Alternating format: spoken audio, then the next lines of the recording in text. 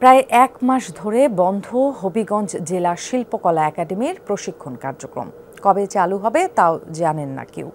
জেলা কালচারাল অফিসারের দাবি, একটি সংগঠনের দাবির প্রেক্ষিতে প্রশিক্ষণ বন্ধ রাখতে বাধ্য হয়েছেন তারা। তবে ওই সংগঠন বলছে তারা শুধু জেলার শিল্পীদের দাবিটুকু জানিয়েছেন। রোজকার সাধারণ খাবার এখন হবে অসাধারণ। প্রাণ স্বাদের মশলা, স্বাদ বাড়ায়, ঘ্রাণ ছড়ায়।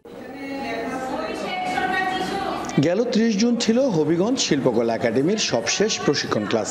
সেদিনই জানিয়ে দেওয়া হয় ১ জুলাই থেকে বন্ধ থাকবে প্রশিক্ষণ কার্যক্রম। বোর্ডে টানানো হয় নোটিশ।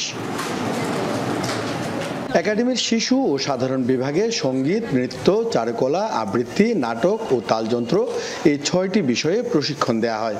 এসব বিষয়ে প্রশিক্ষণ নিচ্ছিলেন ৪৭৬ শিক্ষার্থী। হঠাৎ প্রশিক্ষণ বন্ধ হওয়ায় বিপাকে পড়েছেন তারা। এখন যদি হঠাৎ করে সঙ্গীত বন্ধ হয়ে যায় তাহলে আমরা, শুধু আমি না, যারা সঙ্গীত ভালোবাসে তারাও কিন্তু ভেঙে পড়বে। সাময়িক সময়ের জন্য বন্ধ, তো কবে খোলা হবে এটা আমরা জানি না। অতি সত্বর সমস্যাগুলো সমাধান করে আমাদের পুনরায় আবার ক্লাসগুলো চলমান হোক, এই আশায় প্রত্যাশা করি। অভিভাবকরা বলছেন এমন সিদ্ধান্তে ব্যাহত হচ্ছে শিশুদের শিল্পচর্চা। যে টিচারই ওরা আনুক, যেই হোক, যেই আসুক, মানে আমাদের কথা হচ্ছে প্রতিষ্ঠানটা আগের মতো চলতো। আমরা চাই সরকারিভাবে আমাদের বাচ্চা মানুষ হোক, এখন কবে খুলবে কি তা যেন আমরা তাড়াতাড়ি পাই।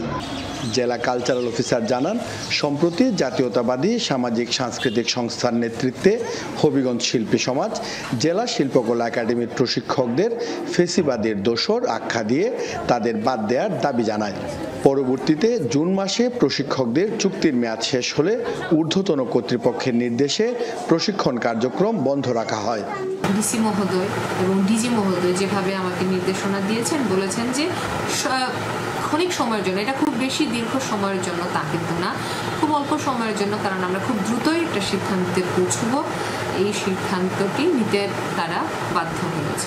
তবে জাসাস নেতৃবৃন্দ বলছেন, প্রশিক্ষক বদলের দাবি থাকলেও প্রশিক্ষণ বন্ধের কথা বলেননি তারা।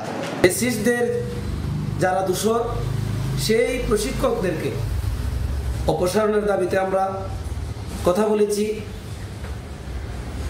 মানববন্ধন করেছি। তো আমাদের দাবি বাস্তবায়ন হয়েছে। বাংলাদেশ শিল্পকলা একাডেমির প্রশিক্ষণ বিভাগের পরিচালক জানান, পরিস্থিতি বিবেচনায় জেলা প্রশাসকের পরামর্শে এই সিদ্ধান্ত নেওয়া হয়েছে। পরিস্থিতি বিবেচনা করে আসলে এই সিদ্ধান্তটা নিতে হয়েছে। অর্থ বছর শেষে নতুন করে চুক্তি করতে হয়, এটা অল্প কিছু দিনের মধ্যে প্রক্রিয়া শেষ হয়ে গেলে ওখানে কার্যক্রমটা আমরা শুরু করতে পারবো।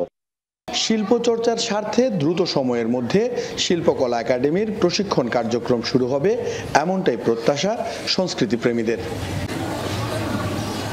প্রদীপ দাস সাগর, যমুনা নিউজ, হবিগঞ্জ।